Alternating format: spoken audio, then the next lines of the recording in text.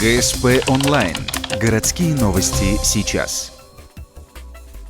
Суббота, 10 утра. Центральная библиотека в Ухте стартует краеведческая конференция. Она приурочена к 95-летию Республики Коми, однако провести ее решили загодя, до торжественной даты, чтобы у всех была возможность собраться. Список докладов внушает уважение, всего их более 60. Часть будет прочитана заочно, но большинство авторы представят самостоятельно. Да и привязка к юбилейной для Коми дате тоже не случайна. Наши горожане, они имеют право гордиться своим городом, своей республикой. Вот задача нашей конференции поднять дух наш, общий, чтобы мы росли сознательными людьми, которые стремятся посвятить часть своей жизни служению Отечеству. Участники конференции выступают в 4 секциях. Это школьники старших классов, студенты, специалисты и непосредственно краеведы. Качество докладов оценивает экспертное жюри. В его составе гости с Сыктывкара Алексей Рассыхаев. Ученый прибыл не с пустыми руками. В подарок для библиотеки 2 книги по национальному фольклору.